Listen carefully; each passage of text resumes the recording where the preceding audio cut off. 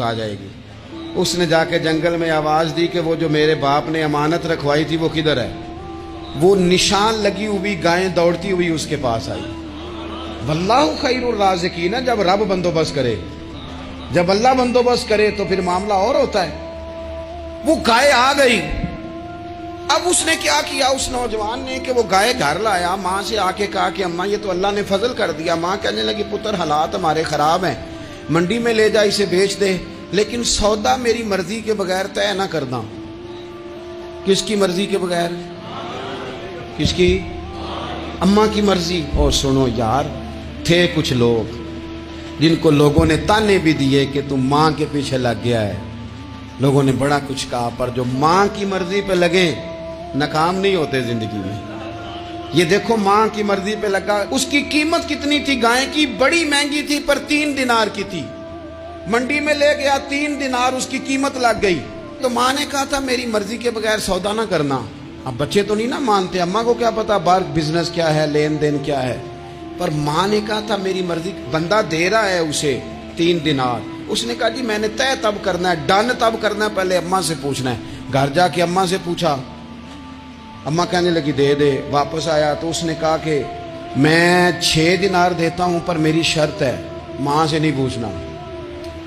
उसने कहा तू 12 भी दे, डन तब भी होना है जब अम्मा ने कहना है। वो जब इस तरह की उसने गुफ्तगू की, वापस अपनी वालदा के पास गए, कहने लगे अम्मा समझ नहीं आती, 3 दिनार की गायें बंदा 12 में खरीदने को तैयार है, शर्त लगाता है कि अम्मा से नहीं पूछना।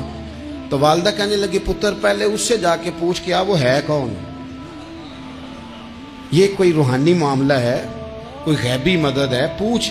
उससे जाके पूछा तो वो कहने लगा मैं तो फरिश्ता हूं अल्लाह का, तूने गायें बेचनी नहीं, इसलिए कि तेरा बाप भी नेक है, तेरी माँ भी नेक है, रब तेरे रिस्क में बरकत पैदा फरमाना चाहता है। माँ बाप नेक होना, रिस्क में बरकत हो जाती है। माँ बाप नेक हो, उनकी सालिहियत का असर पहुंचता है बच्चों तक। रिस्क के हलाल कमा के लाने वाले हों तो घर में बरकत होती है। जाके कहा कि तेरे माँ बाप नेक थे, इसे ना बेचना गाय को, तो क्या करें? कहने लगे बनी इसराइल वाले सवाल कर करके ना कर करके खुद मुश्किल में आ गए। अब वो ऐसी गाय जो जवान भी हो, यहां तो हर गरीब आदमी अपनी गाय यहां लगा देता है, खेती बाड़ी में यहां लगा देता है, कुएं में पानी निकालने में, तो यहां तो हर एक की गाय। तो ऐसी गायें जिसका रंग भी इतना प्यारा हो, ज्यादा बूढ़ी ज्यादा बच्ची भी ना हो, और अभी तक खेत में भी ना लगी हो, वो सिवाय तेरे कहीं नहीं है।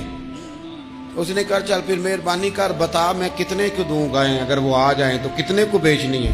उसे कहना कोई नहीं, रेट तो ज्यादा करना ही नहीं।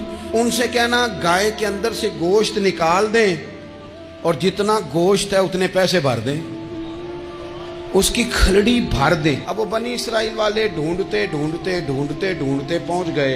कहा जनाब गाय 3 दिनार की 6 ले लो। उसने कहा ना भाई, ज़िबा करूंगा, गोश्त निकालूंगा, जितना वजन गोश्त का इतने पैसे भरोगे खाल में तो फिर गाय तुम्हें मिलेगी। अब मजबूर थे, क्या करते। इब्ने कसीर हदीस लाए हैं, इमाम सयूती ने दुर्रे मंसूर में भी लिखी है। नबी पाक सल्लल्लाहु अलैहि वसल्लम ने फरमाया सुनो जवानों, और इसे दिल की तख्ती पे लिखो।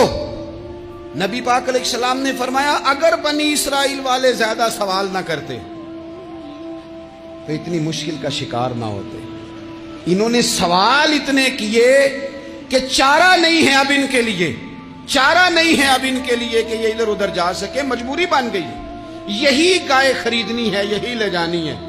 अब इतना सारा माल जमा करके वो गाय खरीदी, ज़िबा की, तो मकतूल को जब उसका एक हिस्सा मारा तो उसने उठ के कह दिया ये जो मुदई बना हुआ है ना, यही तो मेरा कातिल है, यही तो मेरा कातिल है, यही तो है। इसने